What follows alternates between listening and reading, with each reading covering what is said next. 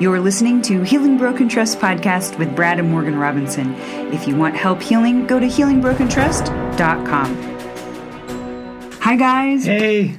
So welcome to this episode of Healing Broken Trust podcast. I'm Morgan Robinson. And I am Brad Robinson. And we are going live on our Facebook page as well as talking with you guys on our podcast simultaneously. And it's like crazy. You awesome. Can see that we're a good-looking couple. And we're only good-looking because of Morgan. I make it a couple. It's really funny. Oh, that's why I love this guy. He always makes me feel good. So today we're talking about 2 practical tips for getting out of the negative cycle, right, Brad? Yes. You want to take it away and tell us all about that? Yeah. Okay. This is going to be really short today. Some of you guys like our longer episodes. Some of you guys like our shorter episodes. So this is going to be for the shorter folks who like our shorter episodes. But basically, I had a couple I worked with recently, and they said something really profound. What they were talking about was really brilliant and really profound. And I thought, you know what? This has a wider application for everybody that is listening to this, that is going to be watching this video. And it's really what they were saying is basically the withdrawer asked, how do we get out of this negative cycle? And in typical therapy fashion, I like to give my opinion. Obviously, you guys are, part of this because I like to give my opinion. However, I always like to defer to the spouse first because they usually have the best answer. And so what happened was she said, and this is somebody who's been betrayed, hurt deeply, great couple, really like them a lot. And she said, when I get hurt and I've got these PTSD symptoms that I'm working through, I need you to, number one, I need you to know that you care. I need you to keep being vulnerable and show me that you care. I need the vulnerable side of you and I need to see your heart through your emotions. And he's been doing that. He's been honest. He's been showing his tender side, his vulnerable side, letting her into his inner emotional world.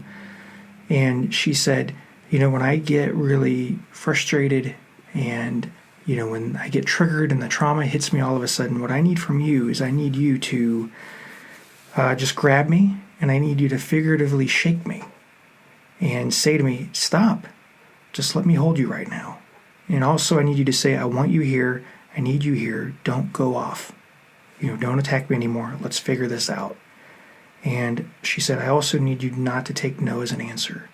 And I thought that was really profound. So I'm going to say that again. She said, keep being vulnerable, keep letting me know that you care for me emotionally, and I can see your tender side and your vulnerability. And to see your heart through your emotions. Yeah, your heart through your emotions, because I believe you is more genuine. You've been honest, but keep being honest. And she said, I need you when I get triggered, maybe we start getting into a negative cycle because of post-traumatic stress disorder symptoms, and I get really, angry or I get really frustrated. She said, I need you to be assertive, and I need you to just kind of grab me and figuratively shake me, just figuratively do it, not literally shake me, and say, stop, just let me hold you. I want you here, I need you here, and don't take no for an answer. And just be assertive. That can be hard to do when somebody's, when there's PTSD symptoms. Usually the avoider, the withdrawer, they're not very good at being assertive. They hate conflict, but lean in, step forward, lean in, and that will help. Because the pursuer, even in their craziness, when they're, a mess because they've been betrayed and they've got these, PTSD symptoms, what they're wanting is for us to just lean into them. And that was something that happened this morning where you were talking about, I'm apparently really bad at laundry. And Morgan always gets angry with the laundry. She's like, did you leave this on the washing machine? Yeah. Yes, I did. And so she got angry with me. And kind of what I did was what she was saying, this pursuer was recommending. And I think I kind of saw you getting angry, but I had you come and hug me anyway. Yeah. That doesn't always work, though. Yeah. And so some of this you kind of figure out trial and error. So, however, that's one way to stop the negative cycle. Here's the other way to stop the negative cycle. Sometimes pursuers, they have questions after an affair. They've been betrayed. They have questions. They want answers. They are really hurt. And so it's not always a good idea for them to hold these questions back and dwell on them and think about them. Because, if we bury hard feelings, what happens to them?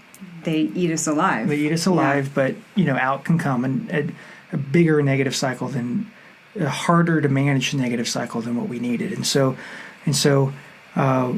what this couple decided on, and what he said, you know what, it's totally okay to come to me as you have these questions, as they build.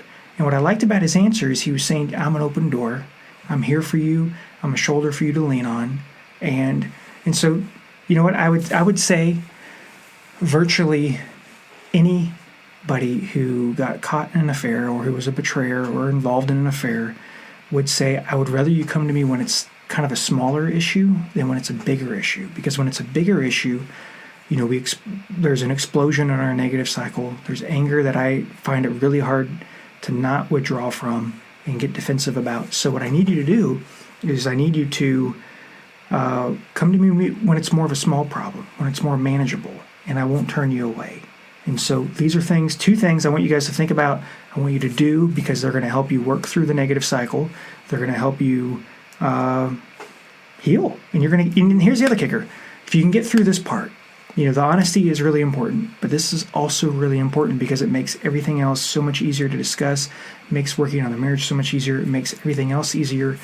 So if you can get through that part, the rest is, I don't want to simplify it, but it's a lot easier. So getting out of the negative cycle. And these are two ways you can do that. Being vulnerable, showing your heart, being able to kind of not take no for an answer. Yeah, all that. And lean in. Yeah, absolutely. We have got to get off here. We're doing this during our son's nap time, and it's almost over. I know this is really short. I wanted to leave you with those two ideas. If you've enjoyed our podcast, please leave us a positive review if you've enjoyed our podcast. If you haven't, it's okay to let us know. But just do it in an email.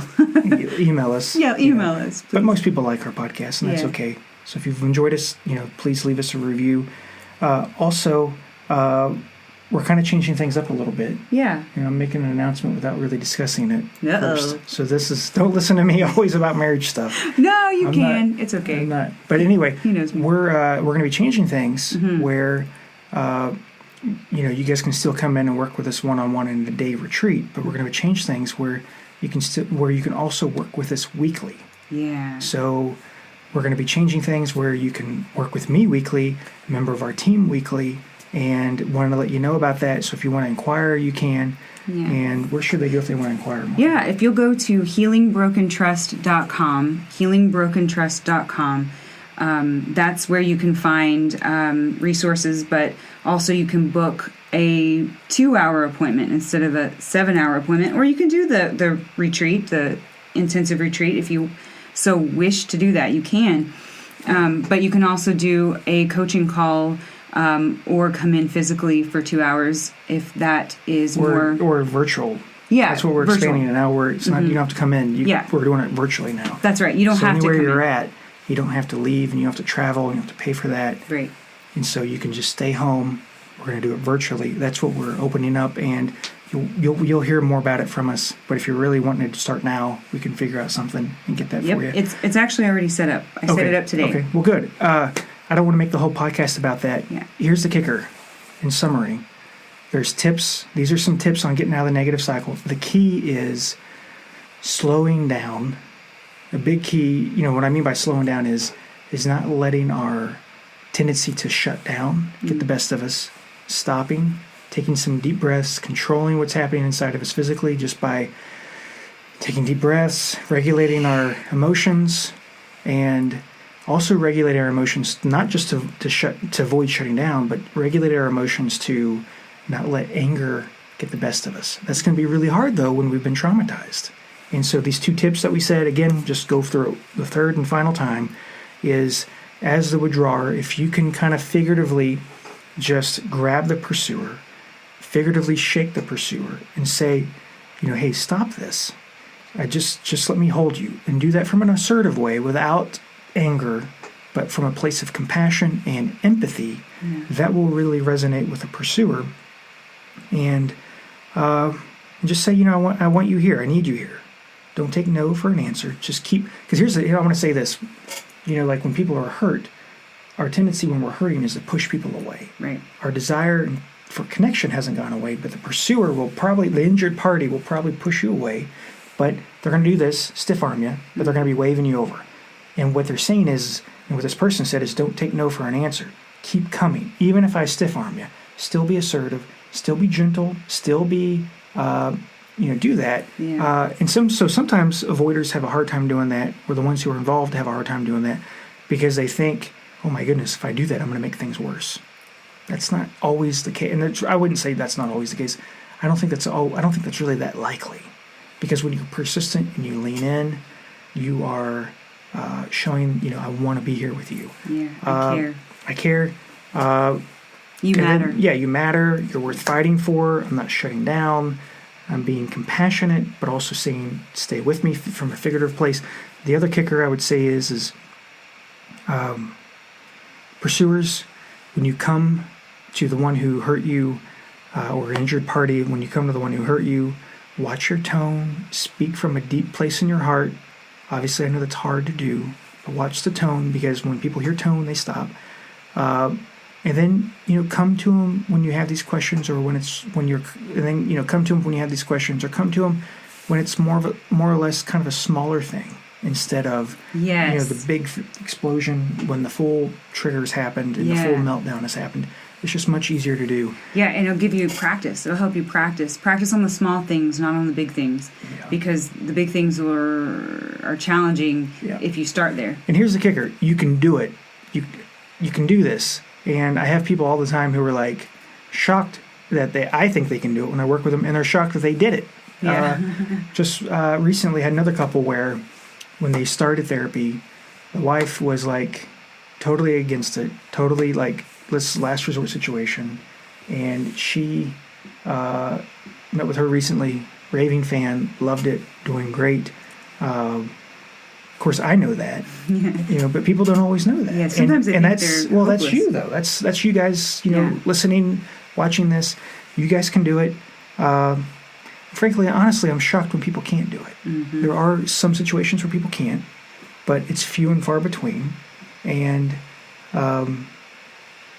unless it's like a life-threatening injury where you think your life is in danger, there's a very good chance that you guys are going to work through it. That's a harder issue. Mm-hmm. Obviously, deception is hard. Them falling in love with the other person is hard. Yeah. You guys can do it, though. And so, last time I'll say this, that's why we're opening up. We're going to be opening up where you can work with us virtually, and you don't necessarily have to travel to work with us. Right. And so if you want to work with me, a member of our team, that'll be opening up. But anyway, that's all I'm going to say about that, because we're going to be done, and I don't want to make this just a commercial. I want to give you guys valuable content. So hopefully we'll be back soon, and thank you for your time. All you have to do is go to healingbrokentrust.com and get started, and we'll talk to you next week or hopefully soon. Yeah, we'll see you guys soon. Right. Bye-bye. Bye.